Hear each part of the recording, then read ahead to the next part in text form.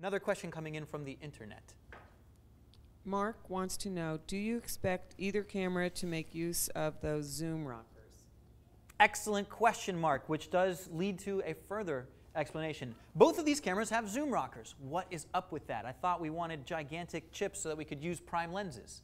Well, the question is, what about zoom lenses? Now, Panasonic kind of has a slight edge here because the micro 4/3 inch line is almost directly compatible with all of the 4/3 inch lenses on the Lumix cameras. You take a Lumix lens and a micro 4/3 inch to 4/3 inch adapter, stick your zoom lens on here, and there isn't even a zoom rocker.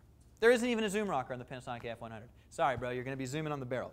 The zoom rocker does exist over here on the Sony PMWF3, but so far I haven't put a lens on here that does make use of it. However, Sony is committed to presenting a low-cost zoom lens that will make use of this rocker switch and automatic iris adjustment that you've got in the camera. So yes, Sony's F3 does anticipate making use of the built-in zoom rocker. Let me get back to the question of lenses. You'll remember from my chart a little bit earlier that the Panasonic's micro 4/3 inch lens, micro 4/3 inch chip is smaller than the chip on the F3. Is that good or bad? Well, it could go a lot of ways, but if you're interested in using a lot of lenses, the advantage goes to my left here, to your right. Why? Because you can use any lens I would put from this camera onto this camera. Sure, there will be a little bit of a zoom factor, right? Something like 1.6, I believe. But you're limited. The larger your chip size, you're limited in the amount of lenses that are out there that will cover the entire length of your chip. Now, if you're a serious filmmaker, you're going to only be using 35mm lenses anyway. That question doesn't even come into play. But let's say you're just getting started and you don't want to spend $20,000 to get a camera with a couple of lenses. You might spend the $47.95 over here and get a couple of smaller lenses, maybe your EOS, your L series lenses from Canon, for instance, to really get you started.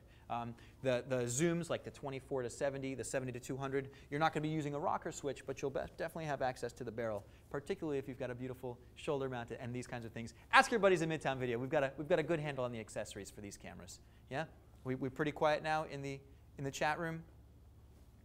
Will they work for cam twist upstream, 4+ camera shows, separate audio, etc., mostly concerts live? Thank you for writing in, Cam Twist friends. Make sure to check out Cam Twist, big, long-time friends of the show. I imagine they will. I can't imagine these cameras. Come again? The question is, will these cameras work with Cam Twist? If you're not familiar with Cam Twist, definitely do a little Google on it.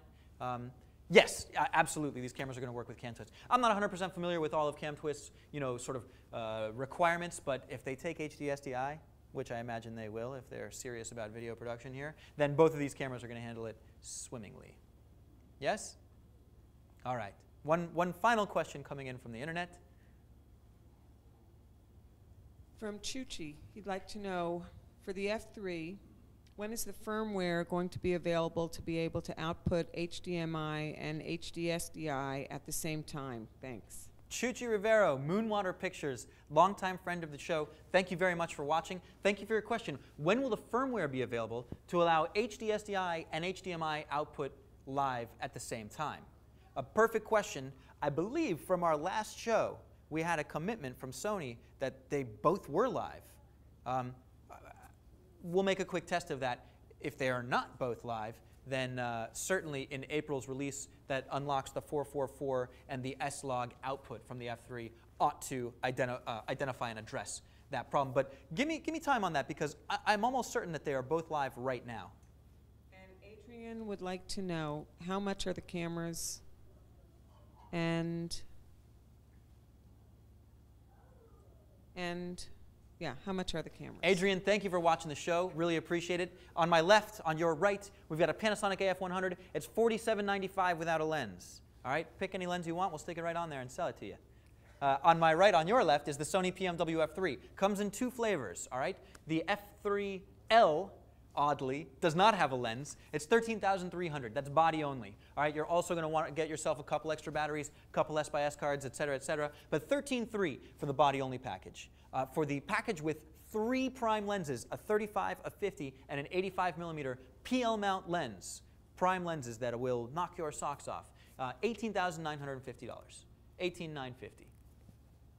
PMWF3.